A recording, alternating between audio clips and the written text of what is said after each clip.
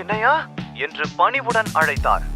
இப்ப வாச்சும் போன் பண்ணீங்களே, சொல்லுங்க ஐயா, உங்க கட்டளைக்காக தான் காத்துக்கிட்டு இருக்கேன் என்று மிகுந்த மரியாதையுடன் சொல்ல தீபக் கம்பீரமாக சிரித்தான். அவரது வார்த்தையை கேட்டு பதில் சொல்ல முடியாமல் தவித்த தீபக் சில நொடிகளில் தன்னை ஆசுவாசப்படுத்திக் கொண்டு, எப்படி இருக்கீங்க சிதம்பரம் அங்கிள் என்று கேட்டான்.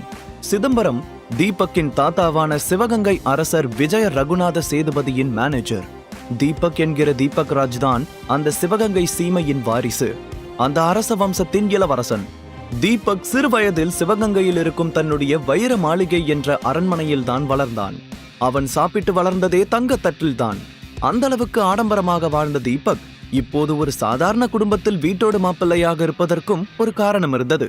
தீபக்கின் தாத்தா தன்னுடைய நண்பரின் பேத்தியான சௌந்தர்யாவை தீபக்கிற்கு திருமணம் செய்து வைக்க முடிவு செய்தார். சௌந்தர்யாவும் தீபக்கும் சிறு வயதிலிருந்தே நண்பர்களாக இருந்தாலும் அவள் மீது அவனுக்கு துளியும் காதல் வரவில்லை. அது மட்டுமல்ல, வேறு சில முக்கியமான காரணங்களும் இருந்தன. தீபக்கின் லட்சியமே வேறு. திருமணம் செய்யும் மனநிலையிலும் அவன் இல்லை. அவன் எவ்வளவோ சொல்லி பார்த்தும் பெரியப்பா பிடிவாதமாக இருக்க வேறு வழியில்லாமல் அந்த இடத்தை விட்டு வந்து விட்டான். அதிலிருந்து இப்போது வரைக்கும் தீபக் தன்னுடைய அரண்மனைக்கு திரும்பி செல்லவில்லை. இப்போது சிதம்பரத்தின் குரலை கேட்டதும் அவனுக்கு அன்றைக்கு நடந்த நிகழ்வுகள் எல்லாம் கண் முன்னால் வந்து சென்றது. தீபக்கின் வார்த்தையை கேட்ட சிதம்பரம் சந்தோஷமான தொனியில், நான் நல்லா இருக்கேன் சின்னையா, நீங்க எப்படி இருக்கீங்க? நீங்க போனதுக்கு அப்புறம் அரண்மனையே வெறிச்சோடி போச்சு. உங்க தாத்தா பெரியவர் சேதுபதி ஐயா தினமும் உங்களை நினைச்சே என்று சொல்லி முடிக்கும் முன்பே தீபக் குறுக்கிட்டு, சிதம்பரம் அங்கிள், நான் இப்போ ஒரு பெரிய பிரச்சனையில மாட்டியிருக்கேன், உங்களோட உதவி தேவை என்று சொன்னான். அதை கேட்டதும் சிதம்பரம் பெருமூச்சு விட்டபடி, தெரியும் சின்னையா, நீங்க இப்போ என்ன சிக்கல்ல இருக்கீங்க, இப்போ எந்த இடத்துல இருக்கீங்க, யாரோட குடும்பத்துல நீங்க வீட்டோட மாப்பிள்ளையா இருக்கீங்கன்னு எல்லாமே எனக்கு தெரியும். உங்க ஒய்ஃப், மாமனார், மாமியார் பத்தின எல்லா டீட்டெயில்ஸும் எங்க கிட்ட இருக்கு என்று சொன்னார். தீபக்கிற்கு அந்த வார்த்தையை கேட்டதும் பயங்கர அதிர்ச்சியாக இருந்தது. அவன் கடந்த 4 வருடங்களாக தனது குடும்பத்தினரிடமிருந்து விலகி இருந்ததாக நினைத்தான். ஆனால் சிதம்பரம் அவனுடைய ஒவ்வொரு அசைவையும் கவனித்துக் கொண்டுதான் இருக்கிறார் என்பது உண்மையிலேயே அவன் எதிர்பார்க்காத ஒன்று. இதெல்லாம் உங்களுக்கு எப்படி தெரியும்னு நான் கேட்க போறதில்ல. எனக்கு என்ன பிரச்சனைன்னு உங்களுக்கு தெரியும்ல, அப்படின்னா உடனே எனக்கு ஒரு 30 லட்சம் வேணும், அனுப்பிவிடுங்க என்று உறுதியான தோணியில் சொன்னான் தீபக். சின்னையா, உங்களுக்கு என்ன ஆச்சு? நீங்க ஒரு ராஜா, நீங்க ஏன் இன்னொருத்தங்களோட வீட்ல வேலைக்கார மாதிரி எச்ச பிளேட்ஸ் எல்லாம் கழுவிட்டு இருக்கீங்க? சிவகங்கையில இருக்கிற உங்களோட சிம்மாசனத்தை விட்டுட்டு நீங்க ஏன் இப்படி கஷ்டப்படுறீங்கன்னு என்னால புரிஞ்சுக்கவே முடியல. எதுக்கு உங்களுக்கு இந்த பிடிவாதம் என்று சிதம்பரம் ஏமாற்றத்துடன் கேட்டார். இது பிடிவாதம் இல்ல அங்கிள், வைராக்கியம். இந்த உலகத்துல வீட்டோட மாப்பிள்ளையா இருக்கிறது தான் எல்லாரும் ரொம்ப கேவலமான ஒன்னா நினைக்கிறாங்க. இப்போ எனக்கு அதுதான் தேவைப்படுது. ஏன் எதுக்குன்னு இப்ப என்கிட்ட எதுவும் கேட்காதீங்க. நேரம் வரும்போது சொல்றேன் சிதம்பரம் அங்கிள். இப்ப என்னோட பிரச்சனைக்கு நீங்க ஹெல்ப் பண்ண போறீங்களா இல்லையா என்று கேட்டான் தீபக். சின்னையா, நீங்க உத்தரவு போட்டா அதை பண்றதுதான் ஏன் வேலை. ஒரு நாள் நீங்க என்கிட்ட உதவிக்கு வருவீங்கன்னு ஏற்கனவே பெரிய ஐயா சொல்லியிருந்தாரு. அப்படி நீங்க என்கிட்ட பேசும்போது உங்களுக்கு ஒரு கண்டிஷன் வைக்க சொன்னாரு என்று சொன்னார் சிதம்பரம். கண்டிஷனா? என்ன அது என்று தீபக் சந்தேகத்துடன் கேட்டான். நீங்க சௌந்தர்யா மேடம கல்யாணம் பண்ணணும் என்று சொன்னார் சிதம்பரம். அதை கேட்டு அதிர்ச்சியான தீபக், அங்கிள் நீங்க என்ன பேசுறீங்க? எனக்கு ஏற்கனவே கல்யாணம் ஆயிடுச்சு. அப்புறம் எப்படி என்னால சௌந்தர்யாவை கல்யாணம் பண்ண முடியும்? சான்ஸே இல்ல என்று உறுதியாக சொன்னான். சின்னையா, உங்களுக்கு நடந்திருக்கிற கல்யாணத்தை உங்க குடும்பத்துல யாரும் ஒரு பொருட்டாவே நினைக்கல. அந்த பொண்ணுக்கும் உங்க மேல இஷ்டம் இல்லைன்னு எங்களுக்கு தெரியும் என்று சொன்னவுடன் தீபக் ஒரு நொடி அமைதியானான். இங்க சிவகங்கையில நீங்க வாழ போற வாழ்க்கையே வேற. எந்த இடத்துல உங்களோட கல்யாணம் நின்னுச்சோ அதே இடத்துல உங்களுக்கும் சௌந்தர்யாவுக்கும் திரும்பவும் கல்யாணம் நடக்கணுங்கிறது தான் எல்லாரோட ஆசையும். இன்னும் நம்ம மண்டபத்தை அலங்கரிச்சுதான் வச்சிருக்கோம். அதனால நீங்க உங்களோட ஒய்ஃப் ஷர்மிளாவை டிவோர்ஸ் பண்ணிட்டு சௌந்தர்யாவை கல்யாணம் பண்ணிக்கிறேன்னு சொல்லுங்க. அப்போதான் என்னால உங்களுக்கு ஹெல்ப் பண்ண முடியும் என்று தொடர்ந்து சொன்னார் சிதம்பரம். அதை கேட்டு கடுப்பான தீபக், அங்கிள் நேரம் பார்த்து பழி வாங்குறீங்களா என்று கோபமாக கேட்க, என்ன மன்னிச்சிடுங்க சின்னையா, இதை நான் வேணும்னே பண்ணல. இது பெரிய ஐயாவோட ஆர்டர், என்னால் அதை மீற முடியாது என்று பணிவுடன் சொன்னார் சிதம்பரம். அதை கேட்டதும் தீபக் தீவிரமாக யோசிக்க ஆரம்பித்தான். 4 வருஷம் ஆகியும் தாத்தா இன்னமும் அதே பிடிவாதத்தோட தான் இருக்காரு. ஆனா அவரோட அந்த பிடிவாதத்துக்காக என்னோட 4 வருஷ வாழ்க்கைய நான் கெடுத்துக்க விரும்பல என்று சொன்னவன் திரும்பி ஷர்மிளாவை பார்த்தான். ஷர்மிளா விவேக்கிற்கு கால் செய்வதற்காக அவளுடைய போனை நோண்டிக் கொண்டிருந்தாள். அதை பார்க்கும்போது தீபக்கின் இதயம் இன்னமும் படபடப்பாக ஆரம்பித்தது.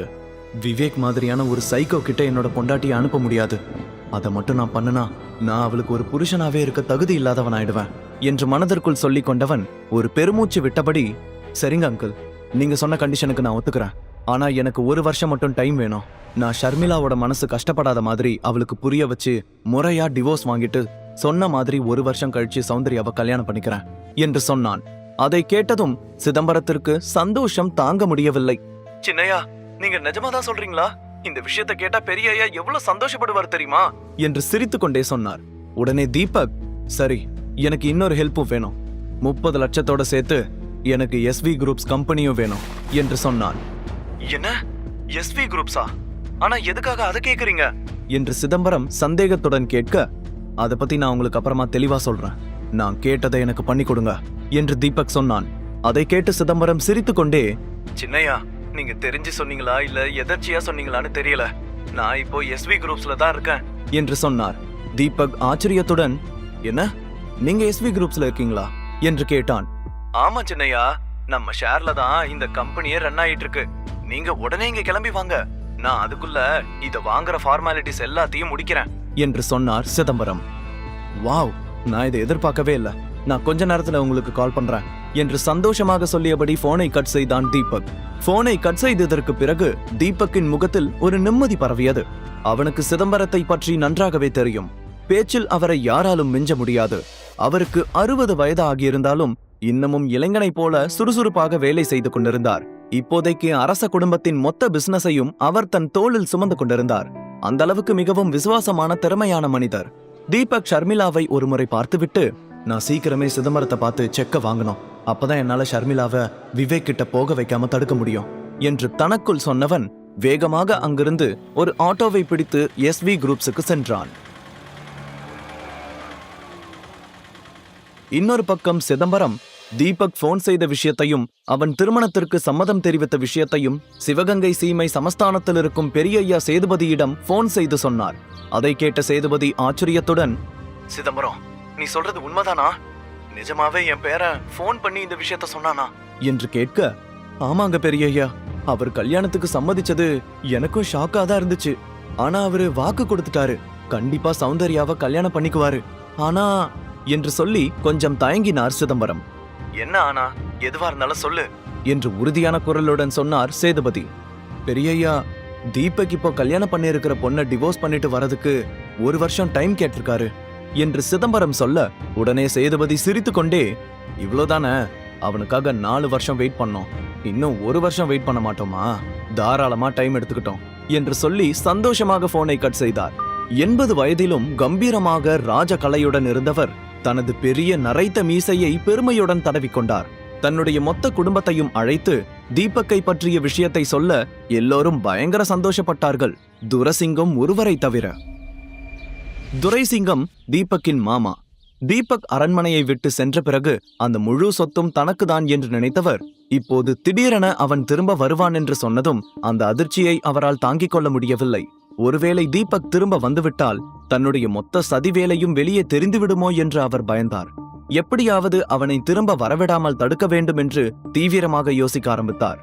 அப்போது சேதுபதி துரைசிங்கத்தை பார்த்து, என்ன துரை, சந்தோஷம்தானே என்று சொல்லி சிரிக்க, துரைசிங்கம் போலியான புன்னகையுடன், என்ன பெரிய ஐயா, என் மருமகனை பார்த்து 4 வருஷம் ஆச்சு, இப்ப திரும்பி பார்க்க போறோம்னு நினைக்கும் போது சந்தோஷத்துல கையும் ஓடல காலும் ஓடல. இன்னைக்கே கோயில்ல ஸ்பெஷல் பூஜை பண்ண சொல்லிடுறேன் என்று சொன்னார். அதை கேட்டதும் சேதுபதி சிரித்து கொண்டே, சரி, இந்த சந்தோஷமான விஷயத்த நீயே நேர்ல போய் சௌந்தர்யா கிட்ட சொல்லிட்டு வா, அவளுக்கு தெரிஞ்சா ரொம்ப சந்தோஷப்படுவா என்று சொன்னார். உடனே துரைசிங்கம் சரி என்ற தலையை ஆட்டிவிட்டு மனதுக்குள் கோபத்துடன் அந்த இடத்தை விட்டு நகர்ந்தார். அரண்மனையே வெகு நாட்களுக்கு பிறகு உற்சாகத்துடன் மிளர்ந்தது. இன்னொரு பக்கம் தீபக் SV குரூப்ஸ் ஆபீஸுக்கு முன்னால் வந்து நின்றான்.